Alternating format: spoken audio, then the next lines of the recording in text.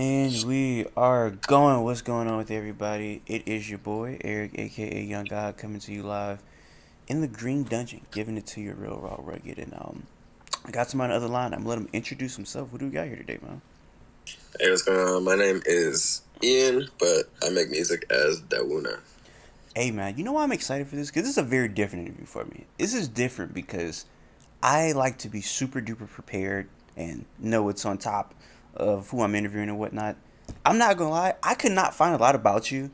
I don't remember how I even found your music, but I'm literally just interviewing you because I am a super big fan of your music. Usually, I'm like, this person's very interesting, but I'm like, I like this nigga music so much.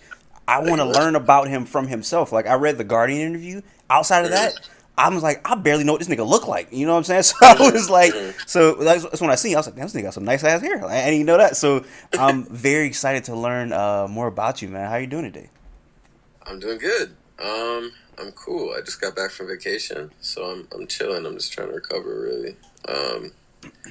And yeah, it's rejuvenating. Am I being a bad interviewer, or is there like a lot about you on the internet, or is there not? Oh no, there isn't. There Okay, there really is not. okay, Yeah, because I'm trying to think like besides the Guardian article and like whatever like little like bio shit you have to write for whatever. Yeah, a lot of the information that I've seen in like press and stuff has just been kind of like recycled.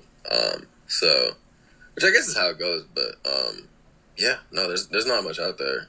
And not that that's like deliberate. I've noticed like people are just like, man, you have a mystique about you. I'm like, no, I mean, I didn't do any planning of that or for anything sure. like that. You know, Well, so well, I guess let's start from the beginning. So, uh, yeah, let's start with you from the beginning because I was going to say how I found your music, but I really don't remember. I think like I was just listening to maybe like I don't know, maybe I was listening like Kia or something like that, and just somehow through that wormhole, I got yeah, introduced to you, and I was like, oh, this is very interesting. Like I like this a lot. So, yeah. reading up about you, you are were you initially born in Africa or were you initially born in Maryland? How did that work? Nah, yeah. So I was born in Silver Spring, Maryland, and then at the age of I want to say it probably wasn't even 1 year old. We had to move because my mom at the time was a diplomat. So she got posted to the embassy in Kenya, Mm. um, and then we moved there in Nairobi, and then yeah, we were there until I was like I want to say like three, something like that. But we had to leave because the embassy got bombed by Osama bin Laden, if I'm not mistaken about that. Um, but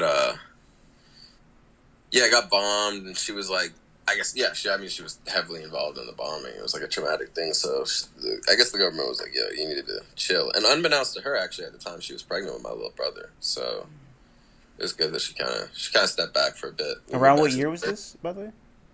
oh shit, that must have been 97 or 98, 98. maybe 99. I don't know. Yeah, one of those years. And then she came back, and then yeah, and then we lived in Pennsylvania for a little bit, like real rural Pennsylvania, a place called Lewisburg. And then it was beautiful there. And then we moved down to Virginia, like Northern Virginia, Fairfax, Virginia, when I was 5, and yeah, from then until like 19, that's where I lived. So I have a friend that's from somewhere in Virginia, Yeah, and he loves to like shit on Florida. Like that's his favorite thing to do. shit on Florida. He's like you're from Florida. You like if we're debating music, he's like you're Yeah, from Florida. I don't really care what you like. He's always like to that, and I'm he's like, a bro, you live country like what does he say? he's just like people in Florida only listen to like three people, and he's just like just makes it so like Florida is like the most boxed in place, and I'm always Yeah. like you're from Virginia, so you living in Virginia. I'm curious of like what was your experience from 5 to 19? Was it a more positive or negative experience? It, I mean, childhood is childhood, so you have like, there's always gonna be like this magic to it, I guess, unless things are real shitty. But I mean, I think it would have been better if I grew up in a different place, just because it was super white, like so white. Yeah. Yeah, just lots of racist bullshit, like very just all encompassing. And yeah, that was a big thing in my childhood. But I mean, that being said, I mean, I'm not like a believer in the whole like, what doesn't kill you makes you stronger or whatever. To some degree, that's true. But then also, it's like you can avoid trauma and be good. But I will say, growing up in an environment like that, like very early on, like it teaches you to not trust the status quo, kind of be resistant and skeptical of authority. Just a bunch of kind of like critical thinking things that are, you know, really have served me and my brother like a lot, like as we get older. And I don't know that me and my brother would be as like ambitious if we didn't grow up in the environment we grew up in, for better or worse. Because I mean, it was super. I mean, the high school I went to is like you know, one of the best like public high schools I would say in the U.S.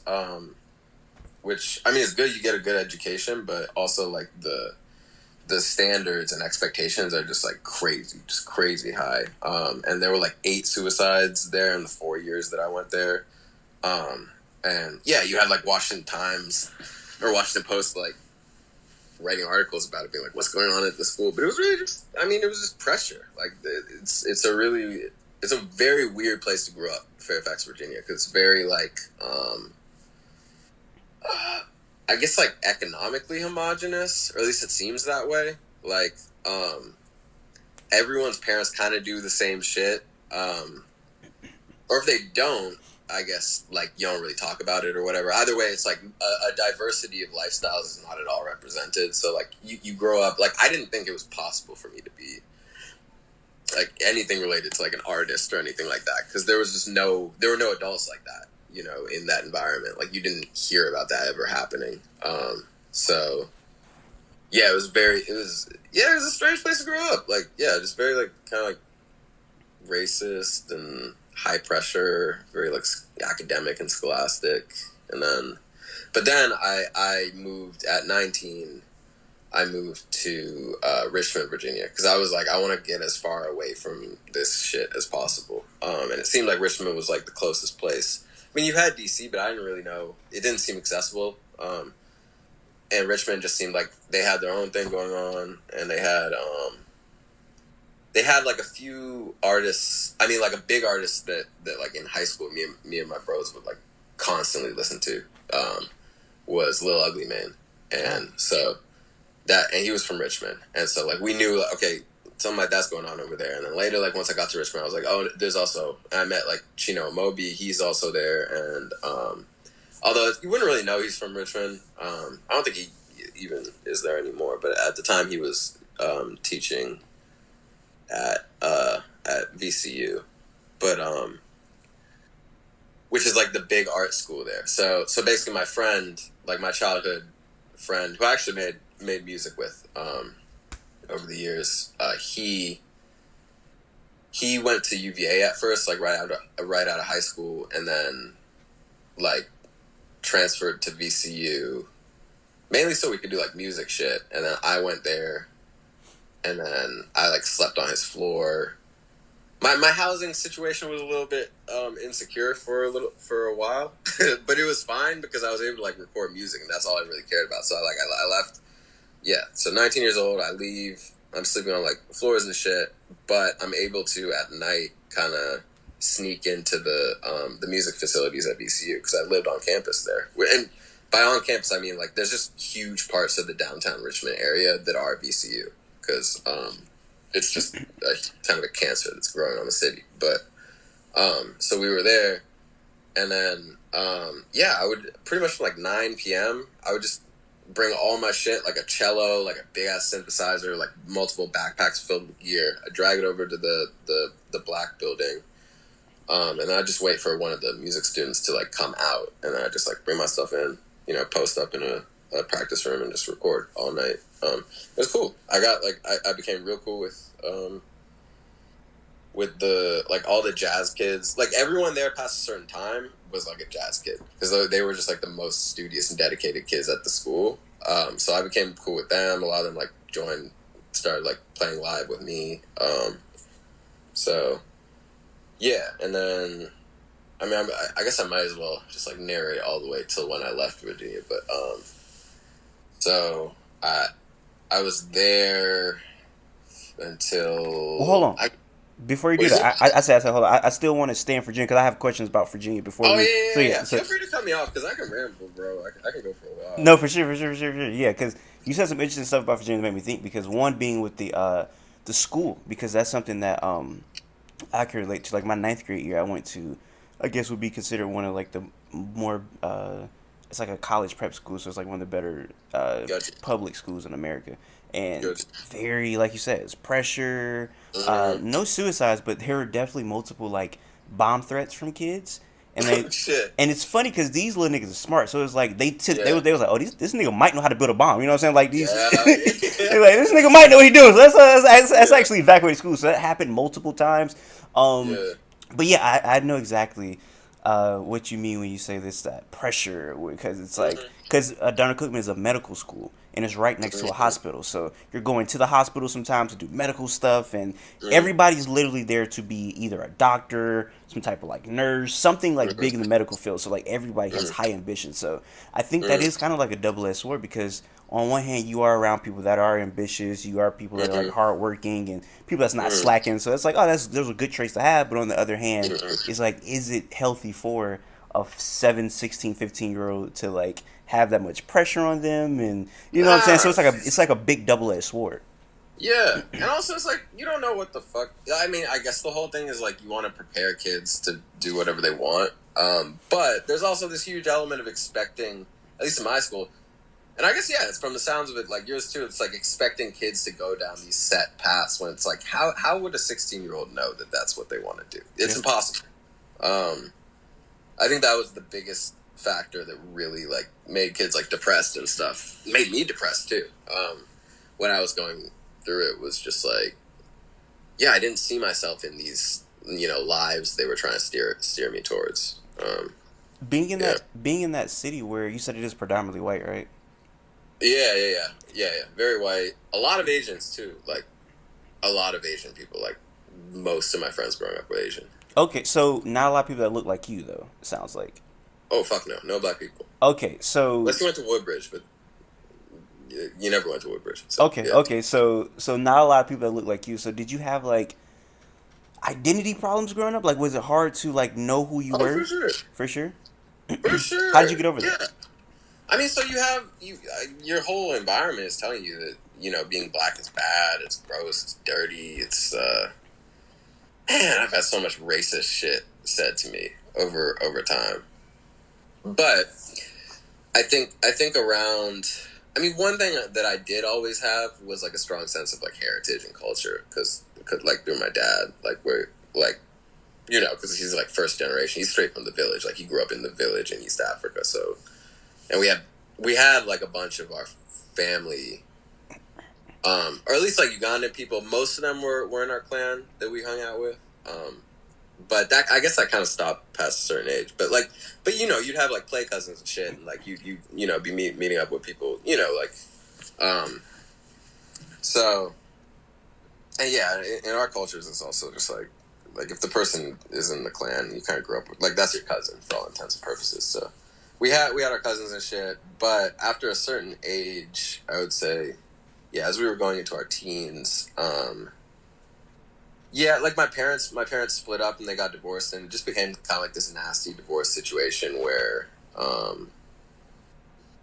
yeah, yeah, I don't know exactly the mechanism, but sometimes in divorces, like the kids can get like isolated from the family members of whatever parent if one parent's like exerting Yeah. their control. It just becomes this combative dynamic. So that was the case for most of my teen years, which I think was a very bad thing because it cuts you off from your heritage, your cultural identity, and really like the only other black people that we were interacting with, growing up.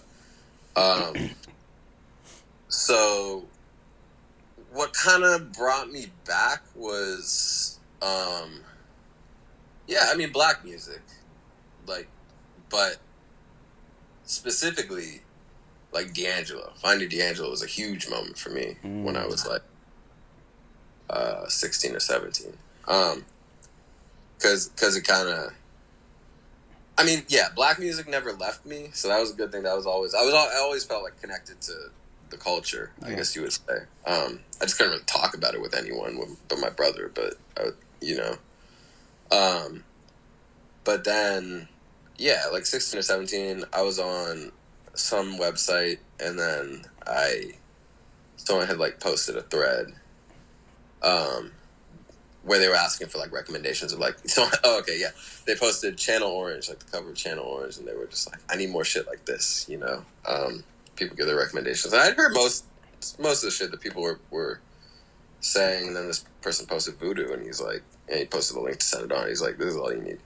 I was like, what the fuck is this? I still kind of hate that cover because I looked at it and I was just like, what is this 90s shit? I'm expecting, I don't know what else. I was just expecting some, yeah, who knows? But, like some Ray J type shit. I don't even know. Or like, you know.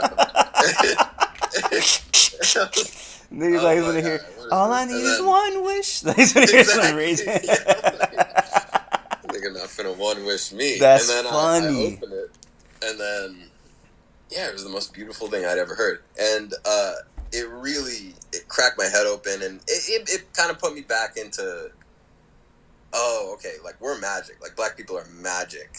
And however much this environment is trying to, like, kind of, like, crush your spirit and minimize your blackness, it's because, one, they don't understand you, and two, they can't understand why they don't understand you, and it makes them angry, and they're scared of what they don't understand. And, yeah, that kind of brought me back, and from that point forward, it was clear to me, like, this is what I need to do with my life. Like, there's nothing else I can do. Like, this is the thing.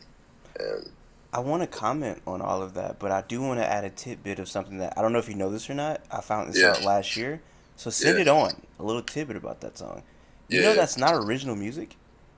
No, I didn't know that. I thought it was written by him and Angie Stone. Well, they replayed the original song is a Kool and the Gang song. It's a Kool and the Gang song when Kool and the Gang did jazz music. Did not know Kool and the Gang only did jazz music. The only reason I knew is because I interviewed Kool last year. And I was like, let me do some research. So I'm looking at all their songs, and they have a song. I've seen the original song. The original song is so beautiful, and what D'Angelo did to it, he made it even more crazy. So, like, he's a legend. You feel me? That he's really special. But no, but no, for sure. Anybody, I gotta find the name of the song, but please send me that. It's so fire, bro. It's so fire. But yes, it was interesting. I'm gonna pull it up while I'm talking. But what's interesting about what you're talking about, like, kind of, you know, always being connected to the culture, but not really having anybody to talk about it with. I feel like I was always like, been around black people like my entire life, because Jacksonville is a much more blacker city than most cities. And it was funny because I'm kind of the opposite, because like I feel like I love comedy. Comedy is like one of my favorite things to watch. Me too, bro. When I discovered white comedy, I was like, do people know this exists? I've never heard anybody talk about this. So I always felt that type of way when I figured out white things. Like if I heard like a very white ass song, like for example, I've heard that a lot from people. Like I just heard like the new Paramore album. That's my first time ever listening to Paramore, and I'm like, nigga, this is crazy. I'm like, nigga, why have I never heard about this? So definitely. Like on the opposite end of the spectrum, I definitely get what you're saying for sure. Yeah, I've heard a lot of people too from that specific era of kind of like white music, like the Paramore, fucking like AFI, Linkin Park. Like I don't know, like around then they're like, yeah, I like this shit, but niggas was not fucking with it, so I couldn't say anything. I'm like, yeah, that must have sucked because I love that shit. I didn't have to be like hide it. You know so that's what like that was the popular music around that time when you were growing up in that area. Fairfax. I want to say not even really. It's weird because I mean, like with my generation, like once we became like kind of young adults, is around when it got solidified that like white music will never be king again in pop, because there used to be kind of this like parody or this kind of like duality where you had like the white hits and like the black hip hop, you know, Negro music. Yeah. And somewhere in the mid to late 2000s, especially around kind of like the blogosphere era, it just all became hip hop. Hip hop became pop music, and that's pretty much that. And so it's like for as far back as I can remember, even in like the white ass suburb, I mean, kids were, I guess, just listening to whatever was on radio or whatever. But like I remember the shit that even the kids my age were gravitating to even early was like a lot of it was still hip hop. But no, I mean, okay, yeah, there would be some white boys. Yeah, we could talk about like System of a Down. Oof. See, I haven't even gotten a System of a Down yet. You know what I'm saying? So like, you might have to make me a cracker playlist or something. You know what I'm saying?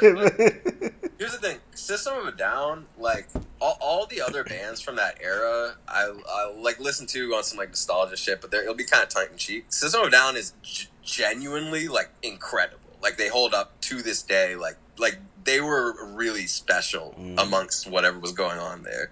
So yeah, you gotta. I'll make you a cracker playlist. I definitely need that. System of a Down. By the way, the song is "Sea of Tranquility." I will send this to you for anybody watching. It's "Sea of Tranquility" by Kool and the Gang. This is a little bit right here. See, this is the fucking. You'll hear it.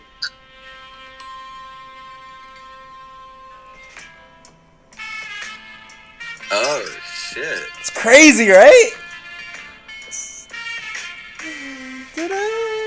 That's crazy, right? Oh, so they changed that a little bit. Yeah. Okay. And then to hear like the entire song of like, it's beautiful. It's a very beautiful. I would say it's a very beautiful song. So that's wild. Because I grew up, it's my favorite song in the world. Man, it's so good. I grew up playing like the trombone. So like to hear like how musical that song is beautiful to me.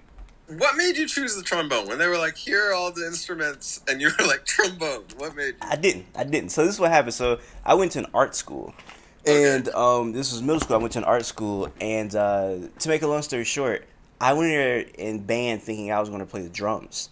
Not play percussion, excuse me. So like percussion, you got xylophone, everything percussion, that's what they're utilizing. I was very in love with the timpani for whatever reason. I'm like, I'm finna kill it. I'm black. I got rhythm. I didn't have rhythm. So I tried out for it, and they were like, that's not gonna happen. So I tried the woodwind stuff. I couldn't make a sound on it. Like on the reed. I couldn't make a sound on the reed. So they were like, that's not gonna work. So I had a freaking mouthpiece, and I blew into it, and they were like, oh, this is for you. And they were like, you'll probably be best at trombone. And trombone is I'm not gonna lie, bro, that's a fun instrument. I don't know if you ever picked up a trombone before. That is a fun instrument. I could never make noise with any like woodwind, brass, all that. It never really, you could make noise with it? Nah. I could pick up a stringed instrument and figure it out pretty quick, but like all of those are just kind of foreign to me. See, I play guitar. I told this story before. Speaking of just being like just in my own little world, man. I played guitar. Went into guitar instruction, or to my guitar instructor. He could tell I really wasn't like practicing like the book or whatever. So he was like, "Hey, how about this? Every week you just bring a song that you like, and I'll show you how to play the guitar." Me being me, I'm bringing this nigga like rap songs with no type of guitar. Like I'm bringing this nigga like a Boosie song or something. He's like, what the fuck is this? And he's trying to catch it too. And that poor old man. So he was really trying to catch it. He was like, oh, I think I got it. And I'm trying to freaking play Wipe Me Down or something. So yeah, that was ridiculous. But I struggled with string instruments. So that's interesting. I couldn't do it like my fingers like to. I don't know. It just didn't calculate in my brain trying to do the freaking. That's so interesting. It's crazy. No, because to me they're very logical. But I mean, I guess I grew up playing cello. That was my first instrument. So yeah, it was all classical music until a certain age. So. Well, now that we're speaking about music, I think this is a perfect segue into your music and why I initially wanted to interview you in the first place. Because I'm listening to you and I'm just like, the first thing in my head was, I want to ask him what genre is this, because I don't know what genre this is, or even if it is a genre. Maybe it's just genre-less, because I was like, it goes so many different directions, and I hate comparing people to other people, because I don't want to be compared to anybody, but I have to say who you reminded me of it on my head. I said, this sounds like goddamn Jameson if he was like a nigga or something. He had melanin inside of him. I was like, this sounds like a more jiggier Jameson. Do you know Jameson? I think I've heard of Jameson. Yeah. He's like a singer, and I'll sing some of his shit. And specifically, the song that made me think that, where I was like, man, like this just sounds like some Jameson shit, but it's in your own, like it's you. You feel me? Yeah. Bad Karma was what you do to me. That right there, I was like, that's so fire to me. So Bad Karma, all praise to you. You did your thing with Bad Karma. Thank you, man. Thank you so much. That's my favorite. That's my favorite on the album. I love that song. Love that song. Thank you. Can you talk about that song? Like, how did that come about? when I made that one, I'm like, we have a hit. Hey, it is. And then when you break it out with that's so fire, dog. Yeah. Wait, what was the question? Yeah, just how did that song come about? Bad Karma. The fact you thought it was a hit, I definitely want to hear about it now. That song. I mean, it's funny because that one came together very fast, at least compared to most of the songs on there. Yeah. I was well. Okay, so I actually made a whole other album before this one that I never released, and it was kind of. I guess looking back, it was kind of practice for this album. I was really trying to shift away from. Okay, so at like 19, I started recording music not as Dawuna, but as Ought To Not To, and so I made like around 3 albums, really like 2 albums in an EP, under that, and released that.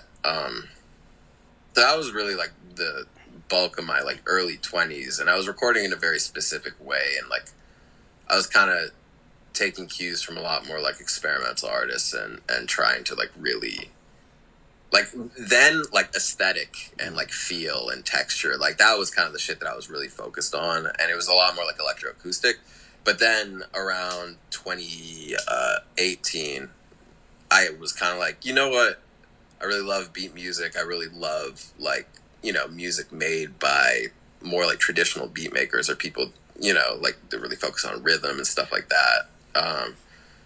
And I really wanted to kind of, yeah, just like I'd always shied away from the term of like electronic music just because like it was annoying that I would just kind of get lumped in there when I was making, I wasn't making electronic music. I didn't think. But then, yeah, 2018, I was like, you know what, I'm going to just jump into it headlong and really kind of show these niggas that I can do it like at the highest level, but I just choose not to. Yeah. That was kind of the attitude. So yeah, I made a whole album, but it just didn't. It wasn't for various reasons and circumstances. It just didn't come out how I wanted it to. But that was one of the tracks that was left over, or really the only track that I brought to this new one. Oh, so that's from that era. So that's yeah. okay. That one might have been I think that was the oldest song on that album. So that was like from 2018. But yeah, I mean, as for like the actual making of it, I think I just sat down in the afternoon, just had like a little, like that little dun, dun, dun, dun, like the guitar thing. Yeah. And I was like, yeah, I'll just play that on guitar, sample that, just loop it, add some drums, quick vocal, add some texture. That was it. You killed that, man. Thank you. That's that fade. That's that fire right there, man. Also, like I said, from my ignorance of not being able to find a lot about you, you live in New York now, right? Yeah, I live in Brooklyn. Okay, so are you? I don't know how to word this, but like, so you know who Mike is, right? Yeah. So like, I feel like there's like people that are not like directly associated with him, but it's like I think of like Kia or Mavi and people of that nature, and they're kind of all in that big bubble. Would you say you're in that circle of like artists? Like, do you collaborate with any of those artists within that circle? At this point, I guess, yeah. I mean, yeah. Just by being around. Yeah. It's not like we came up together. Yeah. I've met like all those people fairly within the last couple of years. So, but yeah, I played a show with Mike. So I met him through that. I think that was the first time we met. It might not have been, but and then yeah, I know Kia through my friend. Do you know the artist Contour? No, I don't know Contour.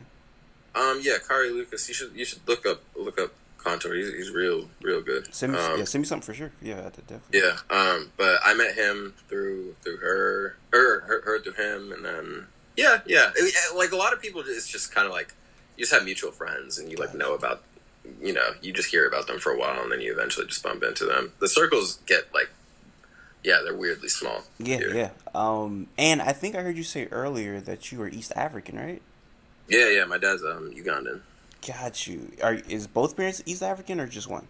No. My mom, she's white. She's from Massachusetts. She's like or like half Italian and then or half Italian and then part Norwegian, part Scots Irish. Yeah. Can I give the East African just whole community the biggest compliment of all time, man? So like me and my cameraman, I don't even remember why we were here, but we went Yeah. to an East African baby shower. Literally knew Yeah. zero people inside of there. I walk Yeah. in. I Yeah. mean, everybody from like my age to up, the most Yeah. beautifulest people I've ever seen. Like just Oh yeah, East physical Africa's some ugly beautiness, people.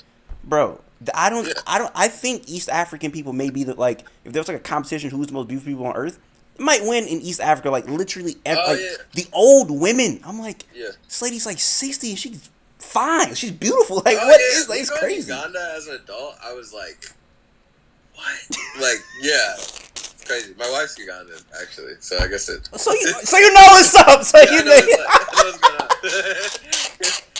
Hey, good job. Thank you, You man. did it good. You did it good.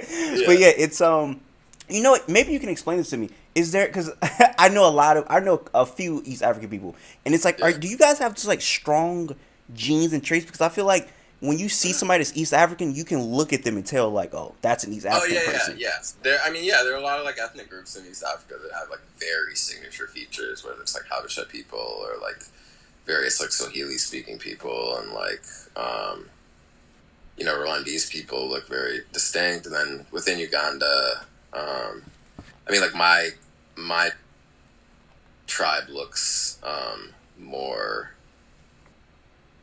more like Kenyans, I guess. Yeah, yeah. So yeah, I mean, like yeah, there are just certain features that are just very like I can look at someone and be like, he looks East African like pretty immediately. For sure, for sure. Yeah, I thought always wondered that, but that makes a lot of sense. Yeah. Back to the album though. Freaking, you started off with the Eight Prince, so that's my Mm-hmm. first time ever hearing you listen to that. So that's my introduction to who you Mm-hmm. are, and I'm like, that's what made me think, what is this a genre? Like this is so different. Like I don't know exactly what this production would be classified as. You're singing the dun, dun, dun, dun, dun, dun, dun, dun, dun. It was just so different. So yeah, like yeah. Let me start with that question. Does this album have a genre? Because I know you said you didn't want to be labeled as electronic at first. I see on Apple Mm-hmm. Music this is labeled as electronic. Is that what you would label it as? Would you just leave it genreless? Yeah, I mean, I'm cool with this album being called electronic music. Okay. But I mean, that's just a very broad, kind of. Because it feels R&B a lot of Right. times. You know? Yeah, yeah, yeah. I mean, like, really, the real answer to that question is I always wanted all my music to just be part of kind of the canon of black music. Gotcha. Gotcha. Diasporic black music. So, or American black music, whatever you want to demarcate it as. But yeah, yeah, just black music. I make black music, I would say. Man, black music is interesting. I'm in college and I just took a class. It was African American music history, if I'm not mistaken. And of course, it was taught by this white lady, and That's always fun. hey, it was hilarious. I took a video of this. So we were talking about Negro spirituals, Yeah. and she wanted to show us what a Negro spiritual was. So she broke out her Negro spiritual singing voice, and hey, she was singing. No. I forget what she was singing. I think she might have been singing like "Let My People Go" or something. But like the way she was singing, you know how like when white churches sing, they sing like the high pitched voice. She was Yeah, doing yeah, that. yeah. She was like, Oh, she was God. like, "Wade in the water." That's terrible. That reminds me of the recently the videos that's been circulating of like the white teacher like doing like the Native American kind of like No, dance. I didn't see song that. dance Oh, class. no. Yeah, yeah. The students are just like, oh god.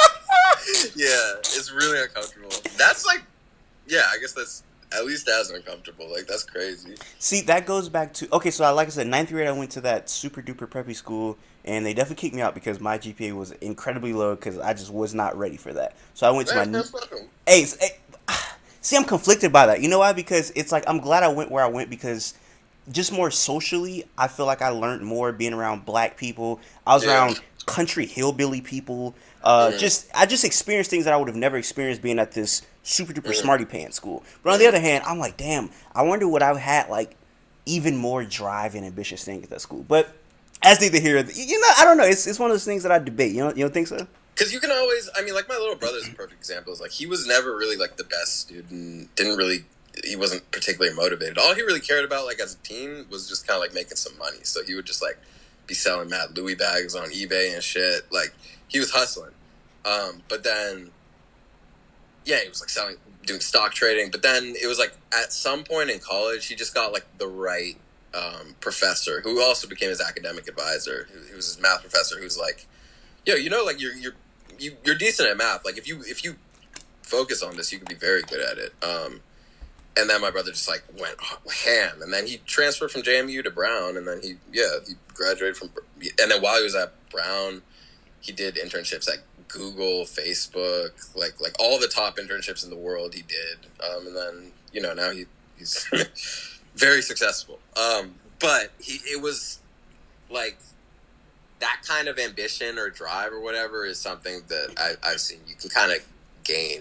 You can gain a passion for shit at any point in your life. It's more about just kind of being open to it. I don't know if you have them or want them, but you're gonna be a good dad. I mean, you just went into full like parenting mode right there. You're like, hey, thank you, man. Don't worry about that, son. Like, they're really, because that's how that was. You kind of just went to like your son is coming to you like for advice. You just like, hey, don't worry about that. Like he's all worried. Like that made me feel better. Like you legit just made me feel better about that. So I appreciate that, man. I really do. Yeah, no. I just tell people what I would have liked to have been told. No, so. Yeah, hey, I appreciate that, man. But yeah, I bring that up because after that, went to my public school, and that 10th grade year, I actually took African American history taught by a Romanian man. This Romanian man like had a full accent and everything, like so not from America. It was terrible, bro. It was not fun because he was. Sad. We got into a debate one time because like he got something just like historically, not even historically wrong. Like we were debating. He thought racism meant what prejudice meant, and prejudice meant what racism meant. And I'm like, no, that's backwards. Yeah. And he's like, I'm like, all right, you got it, whatever. So that class, it was just like, this class could be fire, but like, we need like a black person teaching this. Yeah. So fast forward 12th grade year, I'm a student aide, and I'm a student aide for this one older black teacher who I love named Mr. Smith. And like older black guy, fought in the Vietnam War, very knowledgeable, very problematic, but just no black man. That's what he is. So he taught it from a perspective of somebody who grew up in segregation, because he did. And bro, I would have never learned any of these things. He was the first person I ever heard say. He said, I was in school when it was segregated, and I remember getting desegregated. And he looked and he say, I ain't want to be around them white kids. He was like, this is what he say. He say, I preferred the segregated school because the teachers wanted to teach us. I was around people that looked like me and wanted to be around me. He said, when I went to segregated school, them kids ain't want to be around me. The teachers, they didn't show me the same type of attention that and I was like, Dad, I never thought about it like that. Like he was saying, he was telling us like the perks of segregation. And I was like, I've never heard of this at that time in 12th grade. I have never heard of that. And that was just so interesting to me. That's something that gets completely erased from the teaching of black history, was that like pre-segregation black communities were so much stronger, so much more self-sufficient, like so much healthier, it's real sad talking to black folks who grew up under that and just hearing them describe like, damn, some of it sounds real idyllic, especially in the South. Like I know this old black, like he's a professor of African American studies, and he's been around the block. He met like Thomas Sankara, like back in the day. Like he's like, he was in an official delegation, Pan African delegation that went over there at him. Like he's been in it. And he was just describing just like the way the neighborhoods were, especially actually because I had been living in Southside, like deep in Southside Richmond, which is like, that's like real like American poverty, like down there. And he was just describing how Southside used to be, or at least parts of it anyway. And it's crazy. It's crazy. People even had like small like homestead type shit. Like they had like a little bit of livestock. You could have like some chickens, some goats, and stuff like that. Like people were like very self-sufficient, In the schools, they were being taught pro-black narratives, pro-black history, this and that. Like, and then it all just came to an end. So something that I think about a lot, and kind of tying in your music. So I said that like you put me in the mind of like a Jameson, but like I said, I was like I love Jameson, but Jameson couldn't make this album because it got so much blackness into it. You know what I'm saying? And I could feel, of course, I could feel the blackness you put into the music. And I'm thinking about it, and there's a documentary on Apple TV, and Mm, it is so good. It's called "The Year Music Changed 1971." So they're mm, talking about every artist from that era, black, white, Hispanic, whoever. So they're talking about the year music change. And one mm, thing that they highlighted was I forget who they were talking about, but they were just talking about um, just kind of the black movements around the era and just kind of how everybody was I'm black and I'm proud around that time, like mm, James Brown mm, dropping that. So mm, when you say like around that time, even though that's post segregation, black people were just much more unified, like it seemed. mm, mm, Bro, is this me like kind of romanticizing history? I'm actually curious your take on this. mm, I do sometimes think that black people back then were seemed to be like more as one, or is like they were promoting more like damn, like we need to love each other type thing mm, compared to mm. now. And I feel like I would agree with that. I, Yeah. I, I think that because, hey, bro, every time black people got it going on, because around that time it seemed like black people were getting unified. It feels like the government, Yeah. oh, these niggas, they doing their thing. Yeah. Let's chop this in half. Like Exactly. every It was time, spread. bro, Yeah. you think about the Black Wall Street. Oh, these niggas, they Mm, got their own bomb and mm, shit, bro. Jacksonville used to be apparently like Black Hollywood. mm, Ritz, all type of crazy. Everybody was down here in here. mm. Uh, According to the story, it was downtown. A lamp fell over and burnt down the entire downtown. This is where all Yeah, that's the suspect. I prosper. don't believe that. Nigga, one lamp burnt. Bro, I'm Yeah, talking about one like. night. Nah. So it's like when stuff like that happens, or around that time in the 1970s, you see all these black people with dashikis, kings, Yeah. queens. Mm, Oh, let's drop some drugs in the hood. Like it's stuff mm, like that. And mm, even today, I say this all the time. When George Floyd died, mm, everybody, white, black, everybody was together, bro. Two mm, weeks after that, you go, black people are arguing online about whatever, and it's like, damn, it's like I thought we was there. So I don't know, mm. man. I don't, like what do you think about that? Yeah, no, I generally agree with that. I mean, one of the big things that has saddened me in recent years with whatever, like, racial justice movements we've been having, whether it's Black Lives Matter, like all that, you see, it seems a lot harder now, for whatever reason, for there to be a Malcolm X or a Martin Luther King or a, motherfucking Huey Newton, Yeah, like these kind of charismatic figureheads that seem to embody a movement and become these like prophetic figures, that are supposed to lead their people to freedom.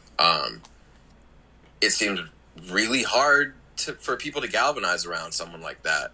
And I'm sure they're there, but whatever mechanism existed for them to rise to the top of public conscious seems to be disabled now. And I don't know why that is, but it's very, very worrying for me and very sad because you're gonna have.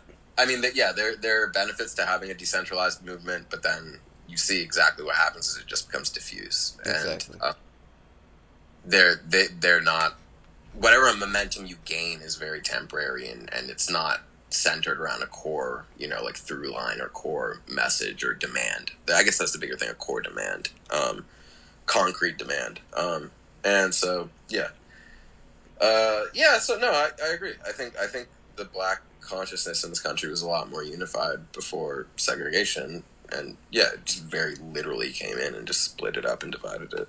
I think So Black Lives Matter happened when I was in high school, and yeah, I remember, like, I was always a big Black Panther guy. Like, I love what they yeah, did because yeah, me too. not only were they like diffusing police brutality with how they were Yeah, doing that, they were also in the hood, like they were like squashing gang beefs, and they were like, yeah. you know what I'm Squashing saying? enemies, giving free You childcare, feel free me? Breakfast meals. program and all of that. Yeah, So yeah. that was always interesting to me. So when the Black Lives Matter thing came out, I was always confused. I was like, damn. I was like, I wonder why they aren't also using this to kind of like do the same thing. Can I say something real quick? Go for it. The funny thing about that is like when I was reading about the Black Panthers. So my mom, she works. Yeah, I told you she's like a diplomat. So she's like a career government worker. And when you rose up through that infrastructure, especially at the level that she did, you're definitely like indoctrinated to like a bunch of just like pro America propaganda and pro America viewpoints. And so, and especially her generation, they're the ones that are still a little scared of the Black Panthers. Like, oh, those guys are a little, what Yeah. about Martin Luther King? But it was funny because I read the autobiography of like Huey Newton, and he was talking about fucking yeah, like all those programs. And I was talking about it to my mom, and my mom was like, "Well, you got to watch out because now for the last however many years she's been working in like anti-terror kind of like intelligence analysis type shit. Um, and she's like, well, you got to watch out there, you know, like with terrorist organizations, that's the first thing they do is like those community programs. But then I thought about it, I was just like, who's the terrorist? Like, you got a whole community of people suffering, and the niggas are coming. It's like, look, we gotta do something. We gotta help. And you know what? Fuck you for not helping. It's like that's the terrorists. It's like, what the fuck? Yeah, That's funny. No, I've never. I did not know that was a step in noticing terrorism from like I guess the U.S. government. Like oh, somebody doing social programs. yeah. That's interesting. That's interesting that they put that out there. I mean, yeah. Like if you're trying to gain favor with the locals, I mean, yeah. You look at any like kind of like politician or leader, whatever. That's the first thing you do is just grassroots, just like appeal to people's most basic needs and look like you're there for the community. But yeah, it's kind of weird to. Anyway, yeah. No, for sure, for sure. That's like some.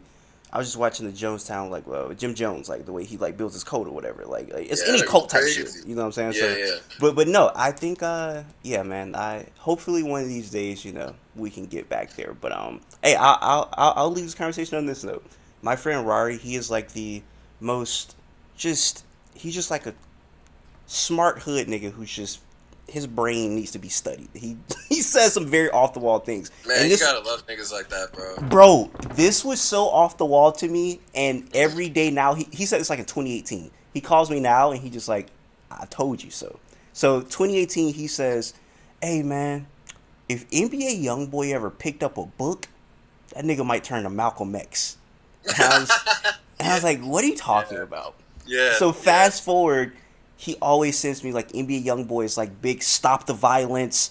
I Yeah, want to yeah. give back, and I'm like, Yeah. is this nigga finna be the new Malcolm X? And I think No, about that every completely time. get what you're saying. I completely get what you're saying. Because it's, I mean, yeah, you sort of see that when you see, like, yeah, just like the most, like, hood nigga you ever knew. But, like, you could tell he has, you can tell a lot of that's just coming from trauma, you know? And For that's, sure. I mean, that's a lot of these, like, you know, just, like, real, like, hood niggas type, like, dudes. But, like, yeah, black people got trauma, period. But, like, yeah, you can tell, like, if given the right perspective, the whole thing could just crumble and totally shift. For you know, sure. I could see. Yeah, I definitely can see how like early on, looking at YoungBoy, you can see like all this aggression's coming from somewhere. Well, how long can you keep it up before you're like, you know, I'm a father. You know, like what's That is a good point. And it's funny because like we're talking about all this like I guess like racial stuff and whatnot. And one of the ways that I was like, let me find out about who he is. Let me just go through his Twitter, and I found some very interesting tweets. Just like tweets that you'd say things, I was like, you know what? Where did he see this from? So I'm just gonna bring up a few of these tweets that I was like, this is very interesting. So one, you said calling D'Angelo the gangster prince is way racial. Who said that? Did somebody actually call him a gangster Oh prince? yeah. On tons of D'Angelo like live videos, you'll just see people being like, he's the gangster prince. You know. Like, oh, bro. That's a real thing people say. A lot. I've seen it like many times, which is disappointing. What does that even mean? Like as I know what it means. Is this because he had cornrows? Yeah, he's darker Just a skinned. black man. I don't know. Like, you know.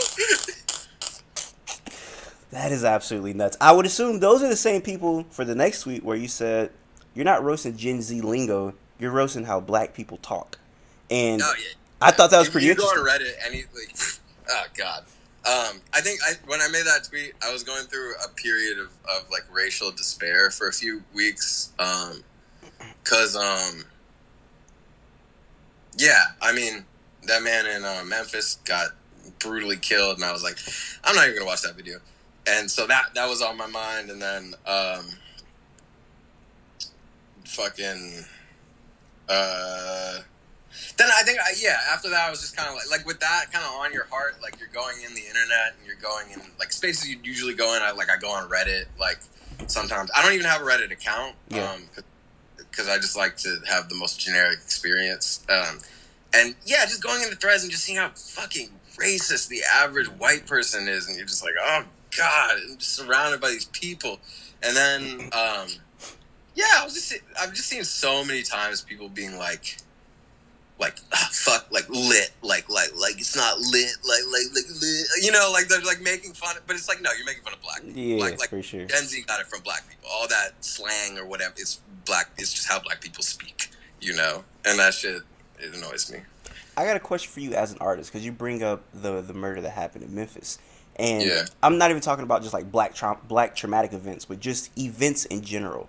As an artist, yeah, do events inspire you? So, like for example, I'll be more specific. I have like yeah, a very big love hate relationship with J Cole, yeah, and one of the things that I love about J Cole is like I like J Cole and I feel like he's at his rawest. I forget who yeah, died, but I yeah, remember he performed the song "Free" on David Letterman, and it was very raw, and I was like, that's very emotional. That came from the heart, and that was mm. inspired by an event. Or it could be a positive event, like the event of the birth of your son. Like, do events like that inspire you as an artist, or is that just more inspirational to you, or like emotionally fueled as a human? Or do you think like artist first, or is human first, or you know what I'm saying? Like when something happens, it's like, Yeah, I know what you mean. damn, like yeah, how does that work in your brain? I think I mean, I think it's impossible to like Nina said something. I think like Nina Simone was asked a similar question, and she was just like, "You can't be an artist and not reflect the times because you're living in them. Like it's going to come out somehow, whether it's conscious or subconscious." So Is yeah. there a song on this album where you say that it would be something that was a direct event that inspired the song? Oh, that's a good question.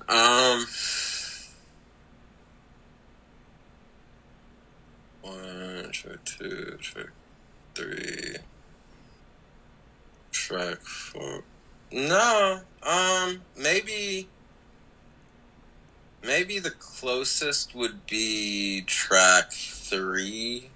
The I was general. more, yeah, the general. I was more looking at,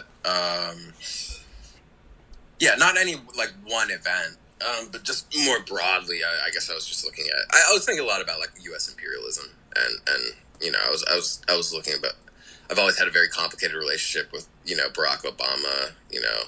The idea of Barack Obama and let alone just like the man and stuff like that, and kind of the place he holds in our hearts, us as black people, um, given that he is, you know, through his role as United States president, very just directly facilitating the continuation of imperialism Yeah. and all these things that are, suffocating our people. So, yeah, I mean, that, I think I was thinking about that a lot for that song, but, I guess the event there would just be the Barack Obama presidency. uh, Interesting. but it wasn't. It was also still just very broad. Like that was just one example of the broader thing I was talking about, which is just kind of like power corrupting people and people kind of losing themselves on the way to gain power.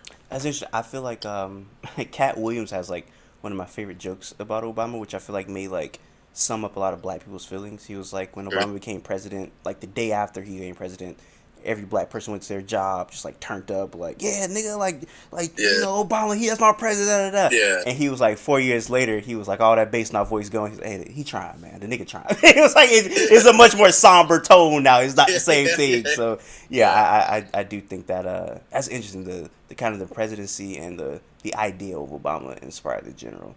Is that kind of why it's the general? Because like he's the general of America, or it has no?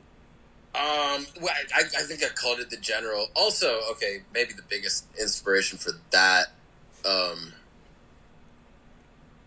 was I?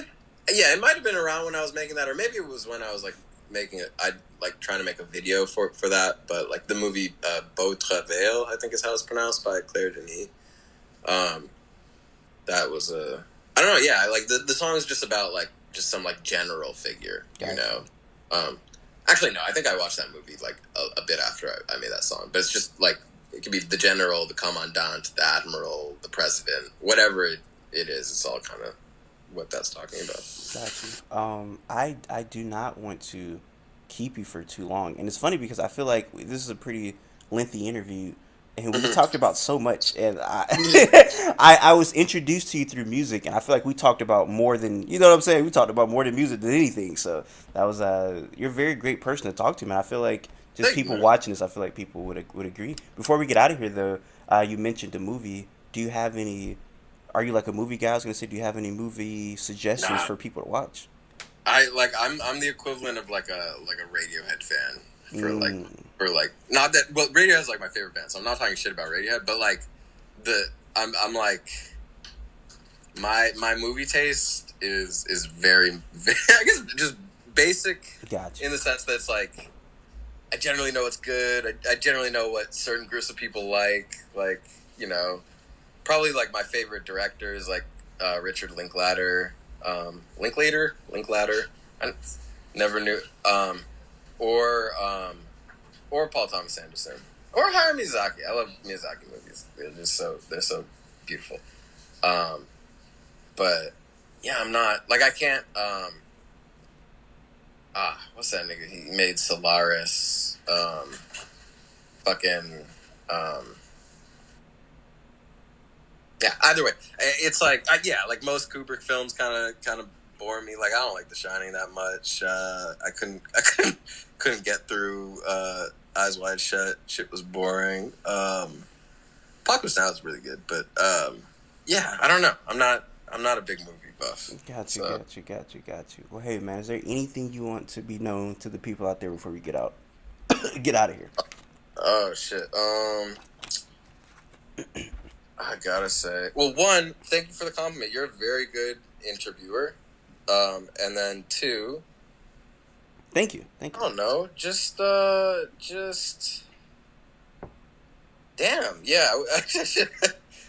I'm really bad at like coming up with like big statements on the spot, so I'll just say, just keep doing what you're doing, people, and also don't be fooled. Um, the war in Ukraine is not going to end well, and we should try to stop it as soon as possible, Mm, and not ramp it up. That's okay. Yeah, I've been thinking about that recently. That's what I'll leave it on. Is yeah, the U.S. isn't really in the right. Russia's certainly not in the right. But like either way, like you can't. It's we got to stop that. That's a and help those people in Syria and Turkey because that's a devastating thing that just happened. for sure. Hey, well, since we're talking about war, I'll end it with this. Yeah, Speaking of East African people I know, this one girl I know, she's from, I don't know where she's from.